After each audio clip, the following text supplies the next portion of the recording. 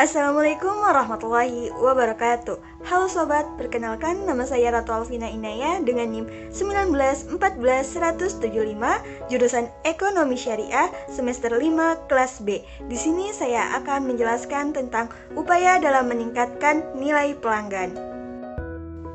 Di materi kali ini akan ada 6 pembahasan. Yang pertama tentang Customer Relationship Management atau CRM. Yang kedua ada Supply Chain Management atau SCM. Yang ketiga ada Enterprise Resource Planning atau ERP. Yang keempat ada Knowledge Management atau KM. Yang kelima ada nilai pelanggan. Dan yang terakhir ada kepuasan pelanggan. Oke, kita memasuki pembahasan yang pertama, yaitu tentang Customer Relationship Management atau CRM. Customer Relationship Management atau CRM adalah hubungan kerjasama antara pihak perusahaan, provider dengan pelanggan atau customer sehingga kedua pihak tersebut saling menguntungkan. Jadi, CRM ini pusat sebuah perusahaan untuk berkonsentrasi dalam menjaga pelanggan agar tidak lari ke pesaing lain dengan mengumpulkan segala bentuk interaksi si pelanggan, baik itu lewat telepon, email, masukan di situs, hasil pembicaraan dengan staff sales atau marketing. Nah, yang berperan dalam CRM yaitu marketing team, sales department, dan staff customer service. Nah, ada 3 faktor pendukung suksesnya hubungan antara pemasar dengan pelanggan, yaitu yang pertama ada customer value, perbedaan rasio antara manfaat yang diterima dengan sumber daya yang digunakan dalam mendapatkan manfaat tersebut.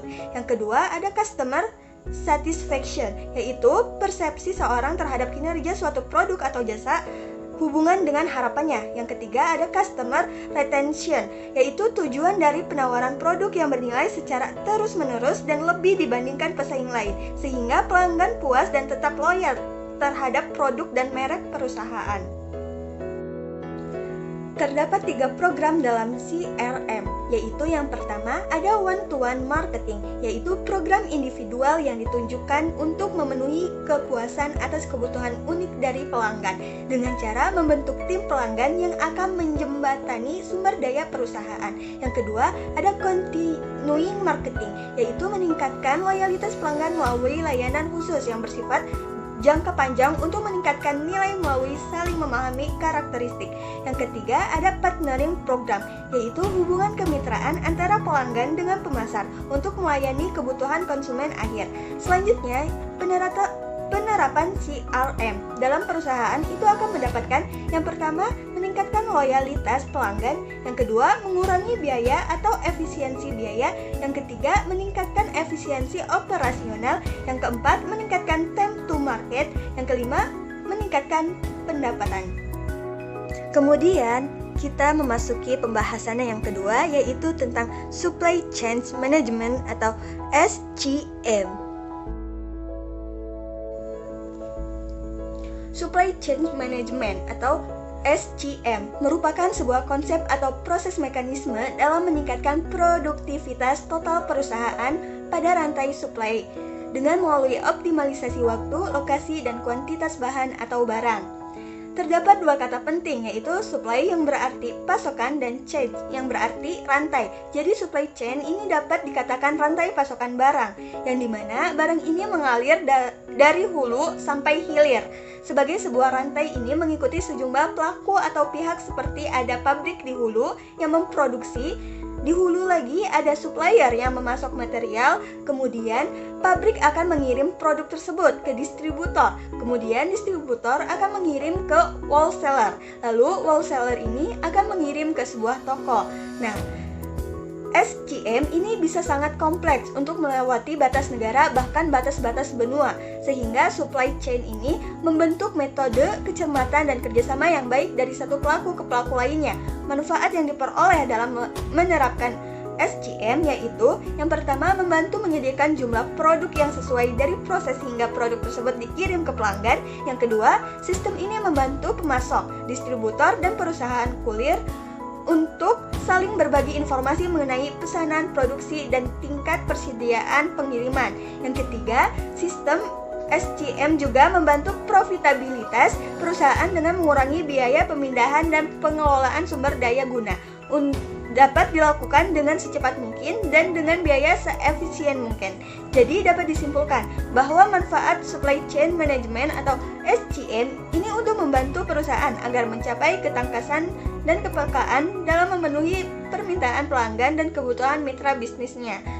Kelola SCM ini terdapat 3 aliran. Yang pertama ada barang, yang kedua ada informasi, yang ketiga ada ruang. Nah, dari ketiga aliran tersebut, informasi yang paling penting karena perusahaan yang mengelola aliran informasi dengan baik dapat mengirim barang dengan cepat dan on time.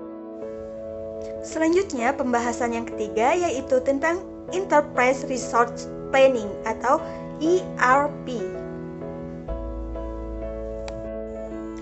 Enterprise Resource Planning atau ERP merupakan sistem informasi yang memungkinkan perusahaan mengordinasikan secara otomatis dan mengintegrasikan berbagai proses bisnis utamanya. ERP menjadi kekuatan teknologis dari bisnis elektronik dalam kerangka kerja transaksi di seluruh perusahaan yang kaitannya dengan pembuatan pesanan, penjualan, manajemen, pengendalian persediaan, perencanaan produksi, dan distribusi dan keuangan. Jadi, ERP ini suatu perencanaan sumber daya perusahaan yang berisi sistem dan software yang digunakan perusahaan untuk mengelola aktivitas bisnis sehari-hari, seperti akuntansi, pengadaan, pemenuhan, dan produksi. Nah, implementasi sistem ERP dapat berupa pengambilan alihan besar hingga memakan waktu beberapa tahun karena kompleksitas dan ukurannya sedikit perusahaan yang bersedia menerapkan atau dapat menyediakan sumber daya keuangan serta fisik dan menanggung resiko untuk mengembang sistem ERP secara internal. Paket perangkat lunak ERP dijual ke perusahaan yang menjadi klien dengan bentuk modul-modul yang berupa pendukung berbagai proses. Kemudian kita akan memasuki pembahasan yang keempat yaitu tentang Knowledge Management atau KM. Knowledge Management merupakan suatu hal yang sangat vital dalam memberikan nilai tambah bagi pertumbuhan organisasi. Dengan Knowledge Management juga dapat mengambil keputusan dengan tanggap, cepat, dan baik, serta bermanfaat dalam mencapai keunggulan organisasi tersebut. Alasan fundamental bahwa knowledge management adalah sumber potensial dan basic untuk menentukan arah strategis dalam mengembangkan keunggulan yang kompetitif. Terdapat 9 proses knowledge management dalam bidang dimensi epistemologis, yaitu yang pertama sosialisasi adalah proses penciptaan knowledge baru dari pengetahuan praktis dan pengalaman anggota organisasi. Yang kedua, sistematis, proses pengadopsian pengetahuan teknis organisasi menjadi aturan dan sistem yang eksplisit. Yang ketiga, transformasi, proses mentransfer knowledge yang bersumber dari nilai dan visi yang fundamental dari anggota organisasi dalam produktivitas internal. Yang keempat, formalisasi, proses mentransfer knowledge ke dalam sistem organisasi formal. Yang kelima, rutinisasi adalah rangkaian proses penerapan knowledge teknis menjadi praktis. Yang keenam, evaluasi adalah proses pengubahan teknis ke knowledge kritis dengan menentukan nilai-nilai yang menjadi paduan bagi organisasi sesuai aturan dan struktur organisasi. Yang ketujuh, orientasi adalah proses pengakuan bahwa peraturan organisasi berdasarkan knowledge praktis, yaitu nilai-nilai dan prinsip yang dipegang oleh anggotanya. Yang kedelapan, pertimbangan, dan yang terakhir, realisasi. Pembahasan selanjutnya yang kelima yaitu tentang nilai pelanggan. Pada dasarnya, nilai pelanggan didefinisikan sebagai persepsi pembeli tentang nilai yang mewakili suatu pertukaran antara kualitas atau keuntungan yang mereka rasakan dalam suatu produk atau jasa dengan pengorbanan yang mereka rasakan dengan membayar harga. Nah, definisi nilai pelanggan dapat disimpulkan dengan 4 cara, yaitu yang pertama, harga murah, yang kedua, apapun yang saya inginkan dalam sebuah produk atau jasa, yang ketiga, kualitas yang saya dapat sebagai penggantian dari yang dibayarkan, yang keempat, apa yang saya dapat sebagai ganti dari apa yang saya beri. Kita memasuki pembahasan yang terakhir yaitu tentang kepuasan pelanggan.